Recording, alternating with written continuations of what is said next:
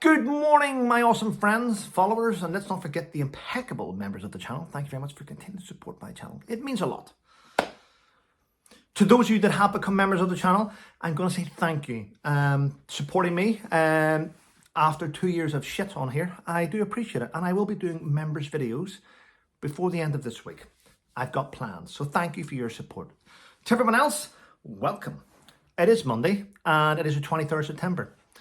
And this is the third time I've tried to do this video because I forgot to turn off the alarm on my phone and the alarm kept going off halfway through the video and I've had to restart it.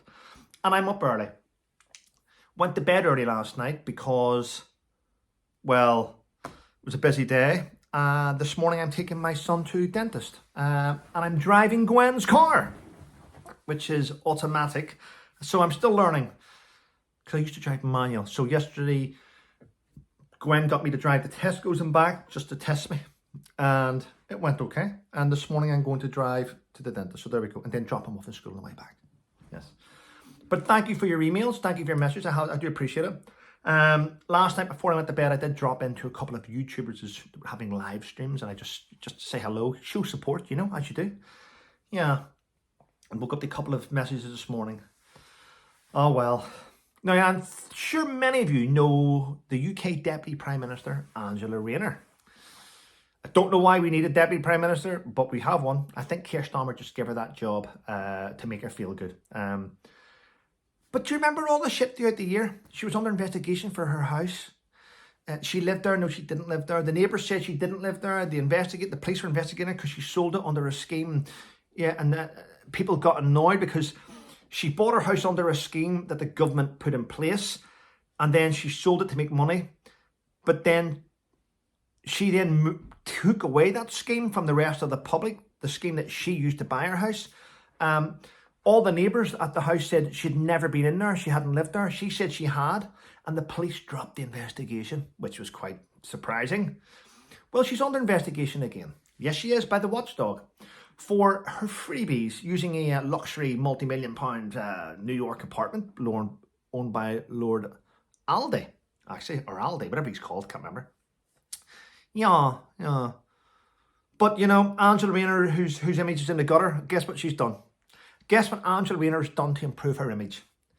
She's only gone and hired a £68,000 a year vanity photographer. Yeah, taxpayer funded. I'm sure that'll go down well with the public, innit? I mean, there's no ends to this government's complete disgusting behaviour towards the public. Well, even the unions are about to challenge Keir Starmer. They want him to reverse winter fuel allowance for pensioners, and rightly so. Imagine taking away pensioners' winter fuel allowance, and then you've got a deputy prime minister like that hires a £68,000 a year photographer to improve her image. I mean, there's no way you're going to get your image improved. As far as I'm concerned, scum. Scum behaviour. Terrible behaviour. At the same time, Robert Jerrick, a Conservative MP, has now voiced his concerns to the Home Office that dozens of terror suspects have just waltzed into the UK, coming from our open border. Now, when I look at this and he says dozens of these, I start to think, well, Robert, how do you know dozens of terror suspects have waltzed in unchecked? How do you know that, though? Because surely to know that they're terror suspects, there would have been a check. So I don't understand. I just think that MPs just have sound bites now. Conservative hate Labour, Labour hate Conservative, Reform don't like either of them. But it is quite sad, isn't it, that we can't protect our own borders. In fact, Ant Middleton, in the party conference, at the Reform Party conference, did make a fantastic speech. I put the video on my YouTube channel. Have a look at it. Or should I say, I put a link to it there. Ant's like, how do we once have the best navy in the world that are currently being utilised? Our navy's being utilised to stop drug smuggling in the Caribbean. But at the same time, we can't use that navy to stop people smuggling on the English Channel. We can't protect our own borders. Now, the Royal Navy are outstanding. They are brilliant at what they do. They really are. Our Royal Marine Commandos are awesome.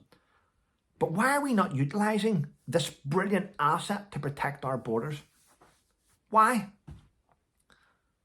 Are we scared of the French now? I mean, they've always been shit houses. Why are we not protecting our borders from them? Sad, isn't it? Sad state of affairs, ladies and gentlemen. Sad state of affairs. It really is. Now, I know many of you comment about this, and I did get the odd stupid comment, and I will point at the odd stupid comment. Well, Trevor, the Prime Minister isn't releasing dangerous terrorists or dangerous people onto the streets. No, he's not. He's releasing petty criminals. Is he really? I think you'll find that if you're a celebrity, you are being informed. You are being informed that maybe a previous stalker or someone who abused and harassed you is being released. They're being told, their PR companies are being told, this is happening, just to let you know the person is being released. He's got a tag on, he's not allowed within 1,000 meters of you. But if you're a member of the public, you're not being told. You're not being told. What's going to happen is you're just going to walk out of a shop and you're going to bump into that guy who once either sexually assaulted you, abused you, or stalked you. He's going to be right there in your face and you're not going to know. You're going to go pure white and you're going to panic because the police aren't telling members of the public that they're releasing people that are a threat to them back into society. Go and check. Don't just take my word for it. Go and do your own research. In fact, today, there's fury from a family that a killer who dismembered their 17-year-old son could be released in Starmer's new scheme. How's that safe for the rest of the public? How can you dismember someone, a 17-year-old boy, and a parole board can think that you're okay to go back on the street? That is a heinous crime. In America, you would have had the injection or been hung for that, or gas, whatever they want to do. Shocking, isn't it? It's happening. Is this Prime Minister a man who wants to keep his citizens safe? Doesn't sound like it, does it? Doesn't sound like it at all. Wow. And for those of you that do speak... Now, listen, the NHS is something we have. It's fantastic. We have an NHS. It is brilliant. It can be brilliant. But it's not. And I'm going to put a scenario to you. People keep saying, oh, the NHS, it's underfunded. It's under this, it's under that. Actually, do your research. The NHS is overfunded. It's overfunded. It's just the people at the top are wasting the money in the wrong areas. They're not giving the money to the places where it's needed. The NHS has never had so much money given to it. It's got more money given to it now. In fact, you know what? If you go back 10 years, there's what? It gets like 160 million more. But I mentioned yesterday, English speaking, non-priority. They're wasting millions and millions a year in translators. People coming from other countries to the UK just to get treatment. Tourism, medical tourism, whatever you want to call it, NHS tourism. No one talks about that.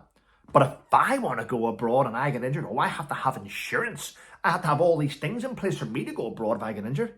Yeah, I can't just waltz into hospital, but they can waltz into ours. That's an issue. Now, I don't understand where the NHS is falling down in different areas. Things aren't being done as well as it should be.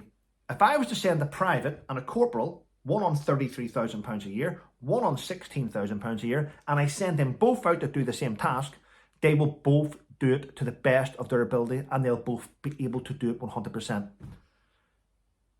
You can't blame wages for your lack of professionalism. Comment below, let me know what you think. Shocking behaviour, isn't it? And then I'll take you to this story. An 86-year-old grandmother who had suffered a heart attack was left for 25 hours lying in a hospital corridor in St Helier Hospital in London. 25 hours. 86. Was she not a priority? Was she not a priority? These stories are happening every day, daily, dozens a day. It's shocking. The only way to fix it, truthfully, is to remove people that are in charge, isn't it? We all messed up. Not me. Many of you messed up. If you voted Conservative or you voted Labour, you messed up. You've caused this. The same. It's two cheeks of the same arse. We need something new to fix our country, to prioritise British citizens. regardless of colour, creed or religion. British is British. Anyway, listen, I need to go. I need to get my shoes on, get my coat on. I need to go down to the car, drive across to my son, pick him up, take him to the dentist. So listen, have a wonderful day, everyone. Thanks for supporting my channel and stay safe.